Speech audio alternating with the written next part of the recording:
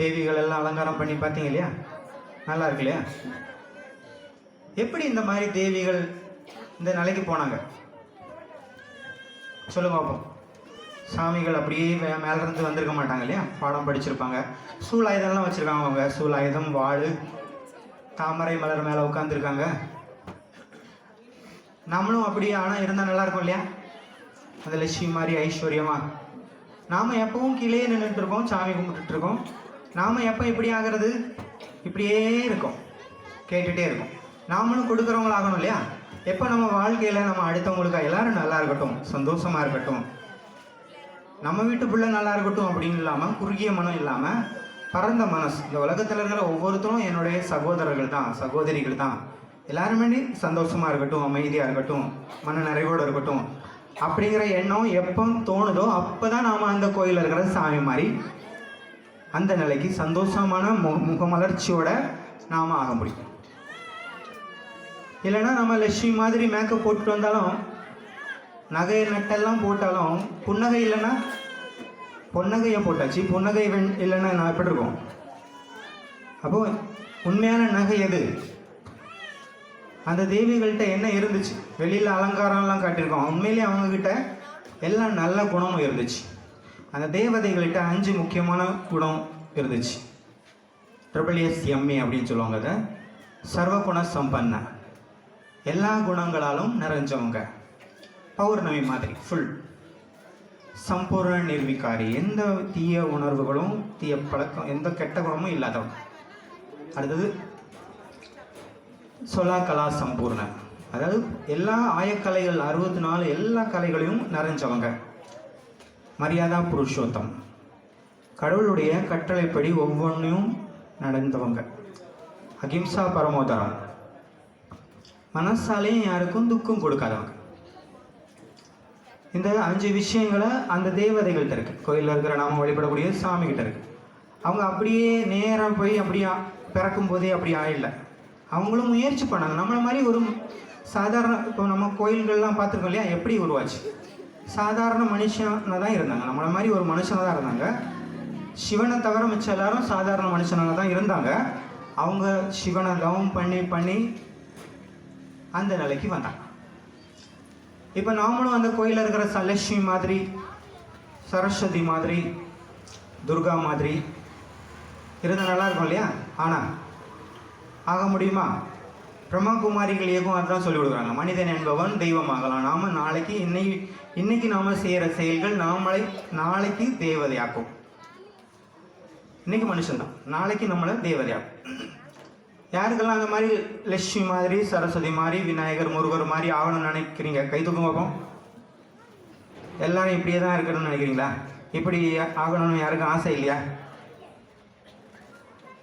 எப்போவுமே இப்படியே கேட்டு கேட்டு பழகி போச்சா? கொடுக்குறவங்கள எப்போ ஆகிறது? நமக்கே இல்லை, எங்கே கொடுக்கறது அப்படின்னு நினைக்கிறீங்களா?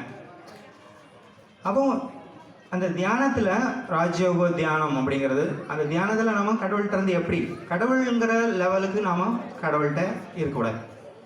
கடவுள்னு சொல்லும்போது நமக்கு அவருக்கும் இடைவெளி அதிகமாகிடுது. இப்போ நம்ம கேட்க ஆரம்பிச்சிடும், கடவுளுக்கு முன்னாடி போய் கேட்க ஆரம்பிச்சிடும். இப்போ நம்ம வீட்டில் ஒரு பிள்ளை இருக்குது, அது கேட்க வேண்டிய அவசியம் இல்லை. வாசலில் ஒரு பிச்சைக்காரன் வந்து கேட்பான், ஏதாவது கொடுங்க. ஆனால் அந்த பிச்சைக்காரனுக்கு ஏதாவது உரிமை இருக்குமா? ஏதாவது உரிமை இருக்கா? ஒரு உரிமையும் கிடையாது. இருந்தால் கொடுப்போம், இல்லைன்னா போப்பான்றோம். பிள்ளைக்கு அதுக்கு தானே முழு சொத்து, இருக்கிறதெல்லாம் அதுக்கு தானே. அப்போது நாம் கேட்குறோம் அப்படின்னா நாம் வாசலுக்கு வெளியில் இருக்கோம், கடவுளுடைய வாசலுக்கு வெளியில் இருக்கோம், உரிமையாக இருக்கிறோம். கடவுள் என்ன அப்பா, ஏன் அப்பா, அவர்கிட்ட இருக்கிறதெல்லாம் எனக்கு தான். அந்த மாதிரி இப்போ கடவுள் அன்பு கடலாக இருக்கார், அமைதி கடலாக இருக்கார், ஆனந்த கடலாக இருக்கார், சுக கடலாக இருக்கார். நாம் அவருக்கு பிள்ளைன்னு சொல்லிட்டு இருக்கோம். ஆனால் அமைதி இருக்கா நமக்குள்ள?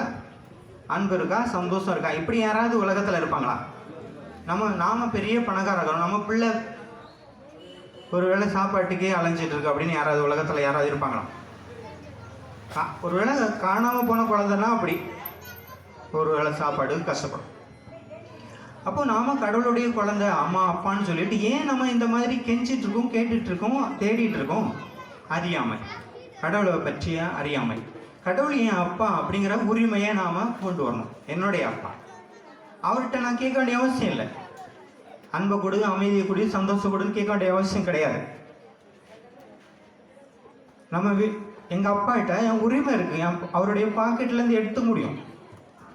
அந்த உரிமையை நம்ம எடுத்துக்கணும் கடவுள்கிட்ட.